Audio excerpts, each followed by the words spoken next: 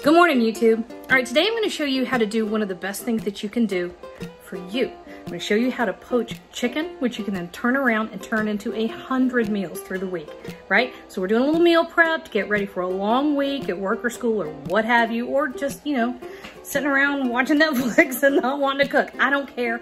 There's no judgment here. But you're going to love juicy, tender, perfect poached chicken. All right, let's cook, y'all. We got a family to feed.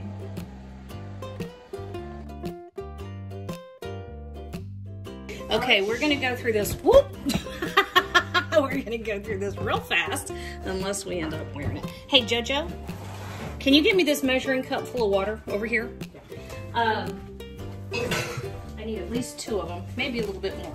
Okay, so we're gonna do a little meal prep, and what we're gonna do is poach some chicken and get it ready to use the rest of the week. And we want it to be nice, flavorful chicken, but we don't want to like lean any one direction or the other, because the kids can take this pulled chicken and make quesadillas, or throw it in a taco, or on a sandwich, or a hoagie roll, or whatever. I like those Quesadillas are great, yes. Or you can put it in a salad with beans and corn, or noodles, or Asian ingredients, or what have you. Okay. All right, so I've got about 5 pounds of chicken. Thank you, Jojo. I have about 5 pounds of chicken here, and it's just boneless, skinless chicken breast. And we're gonna use very low, gentle heat. I'm actually gonna park it over on this side of the stove. You can't see me pointing, can you? I'm gonna park it over here while I go do some other stuff. So I've got a whole bunch of parsley. Whoop. All right, I gotta fix this problem. Hang on. I can do it like that too. Thanks, buddy. Yeah, if you want to, come ahead. I'm recording again. All right, so that is most of a bunch of parsley, and it seems like a ton, but remember that if you're poaching, a lot of the flavors are gonna be in the liquid that you're cooking in. Yeah, baby, go ahead. So you've gotta make sure that your liquid is heavily flavored, because that's what's gonna get flavor into whatever it is you're poaching, right? So I've got a tablespoon of kosher salt, and yes, I know that seems like a lot. It is a lot, but you're not gonna worry so much about it, because that's what's going to flavor your chicken. Okay, I lost my time. There it is. All right, now this is 4 cups of water. And here's the thing about poaching. Well, it's going to be plenty of water. That's all I need. Here's the thing about poaching. You're cooking something submerged in flavorful liquid, low and slow, okay? So once you've hit a simmer, that's as far as you want this to get. Let's see. Are we in there? Yes. And then my phone goes face plants in the thing. All right, so I also have a tablespoon of peppercorns. And I left my thyme on the other side of the kitchen, so give me a second. Okay, I got my thyme. This is one of the big blister packs of thyme. and garlic. Well, I hadn't gotten to the garlic yet, thank you, ma'am. So we're just making sure everything is under the water. The main thing is to make sure that your chicken is under the water.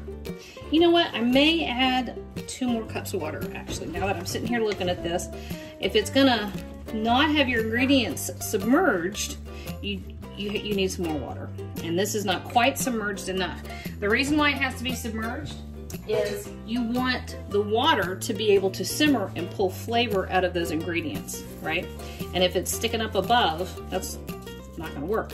All right, got 6 cloves of garlic. There's the garlic. Yep. And this is gonna take, and actually it takes, to do it right, it really only takes a little bit of patience, because this is 90% of the hard part is done. So to do it correctly, we're gonna slowly, very slowly, like it'll probably take 30 minutes or more, bring this up to where it's got a simmer on it. Then we're gonna keep it at just a bare simmer. There we go. So a total of 6 cups of water, 1.5 quarts. So we're gonna keep it at a bare simmer, and then we're gonna let it simmer for about 30 minutes, okay? So that would not surprise me if this takes anywhere from an hour to an hour and a half, all right? So I'm moving it over here. I'm gonna park it on low heat. I'm just gonna let this just do its own thing while I'm off to do something else. Perfect. Okay, I wanted to show y'all this right here. See that? It's barely moving. You're getting the tiniest bits of bubbles. That's perfect. That's what you want. So we're gonna give this about 25 minutes. Whoop. I turned it up instead of turning it down. I went the wrong direction. Okay, we had right at 25 minutes and our chicken is cooked through. So what I'm gonna do now is go find my tongs. I'm gonna set it over here on a something, find something to put that on. And then I'm gonna let it cool down enough so I can handle it, because I'm actually gonna pull this chicken. All right, now our broth, up to you. It's actually gonna have tremendous flavor. So personally, I'm gonna strain mine, stash it in the fridge to use in a sauce or soup or something. That's up to you and God. Whatever you wanna do. It's your food, do your thing.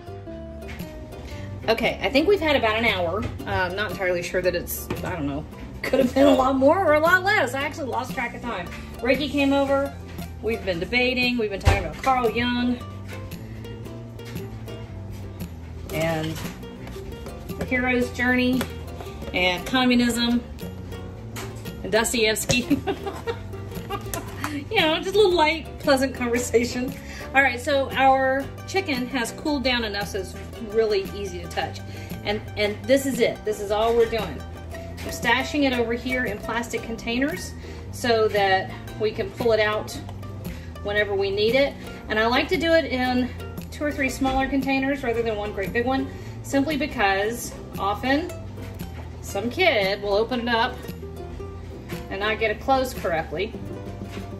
Or somebody needs to grab some for one recipe and, you know, don't read the whole thing. Keeps it fresher longer, in my humble opinion. All right, so that's it, y'all. This is how you make perfect poached chicken. Oh man, I did even better than I thought I was gonna do. And it is rock star for meal prepping. Getting a whole lot of stuff out of the way. And it tastes great.